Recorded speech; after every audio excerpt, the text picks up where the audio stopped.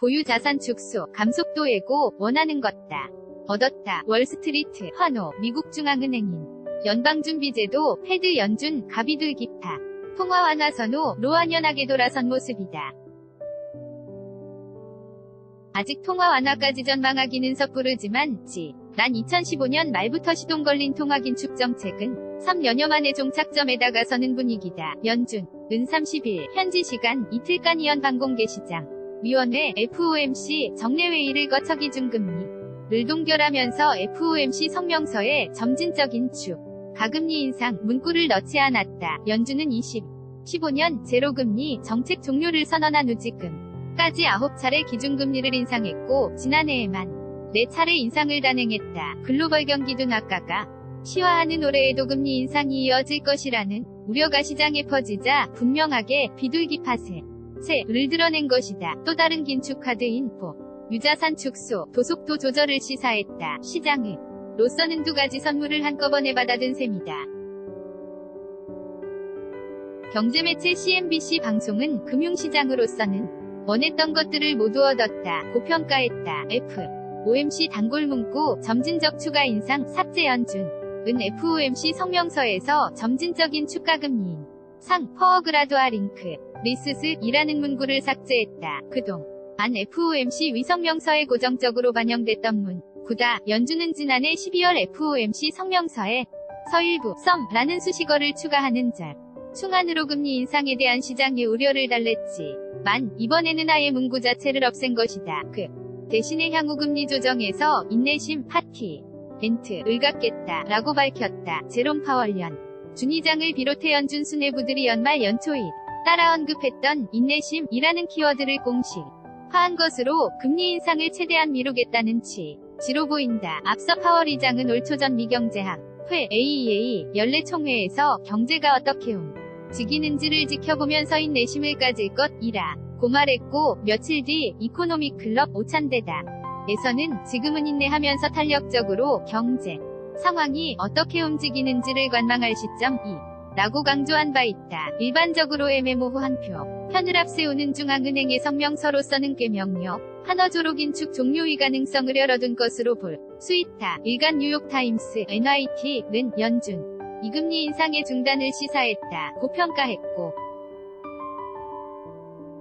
일간 월스트리트 저널 WSJ.도 금리 인상 중단에 강력한 신호를 보냈다. 고전했다. 파월 의장은 이날 기자회견에서 기준금리를 인상할 논거가 다소 약해졌다 면서 현재 기준금리는 FOMC 가평가하는 중립금리 범위 내에 있다 고 말했다. 중립금리는 인플레이션 또는 디플레이션 앞 역없이 재성장률을 달성할 수 있는 이상 적임금리 수준을 말한다. 일종의 연준 목표치로 볼 수 있다. 즉 기준금리가 이미 목표 범위에 도달했다는 뜻으로 추가적인 금리 인상을 자제하겠다는 입장을 재확인한 것으로 볼 수 있다. 또 다른 긴축카드 보유자산 축소도 늦출됐다.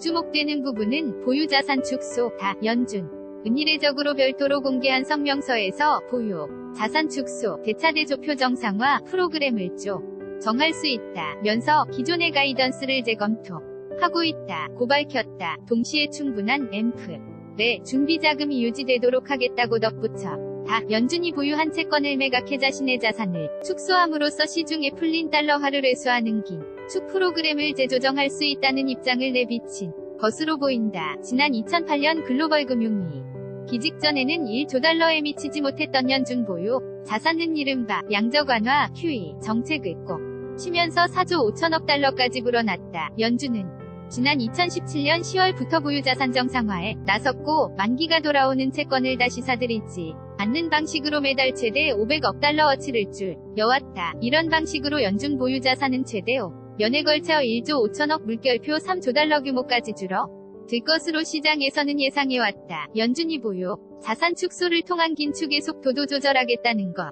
금리 인상 중단을 시사한 비둘기파 FOMC 위정책 기조와 도맥이 닿는 것으로 보인다.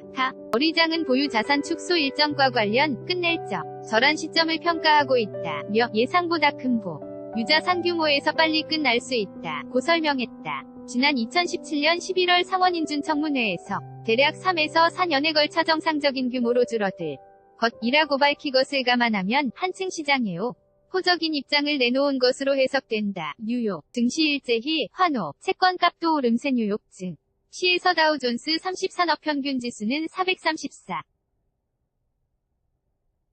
90포인트 1.77% 상승한 25.01. 4.86의 거래를 마쳤다. 스탠더드 앤드 푸어 1.55% 오른 2681.05의 기. 술주 중심이 나스닥 지수는 154.79포인트 2.20% 급등한 7183.08에마 감했다. 시장 일각에서 기대하는 금리 인하까지는 아니지만 최소한 현재 위기 중금리가 당분간 지속할 것이라는 동결론이 힘을 얻으면서 험자산 투자 심리가 되살아난 것으로 보인다. 채권값은 크게 올랐다. 뉴욕 채권 시장에서 통화정 체계 민감한 이 연물 미국 국채 수익률은 장중 0.06포인트가량 급락한 2.51% 선에 거래됐다. 채권 금리는 가격과 반대로 움직인다. 글로벌 벤치마크인 10년 물미국 국채 수익률도 장중 0.04%포인트 안팎 하락세를 보였다. 미 달러화는 약세를 보였다. 통상 달러화가 치는기 중금리 움직임에 연동된다. 연합뉴스 한경.com 무단전제 및 재배 포금지 이슈 폴 진행 중 2019.01 28에서 2019 2.11 은행 대출금리 산정 개선책 어떻게 생각하십니까? 정부가 은행권 대출금리 산정 개선방안을 내놨습니다. 은행이 고객에게 대출을 해줄 때 대출 기준금리, COFIX 등의 가상금리를 더해 정해지는 데 이 가상금리에 산정 내역서를 의무적으로 제출해야 한다는 게 주 요골자입니다. 어떻게 생각하세요?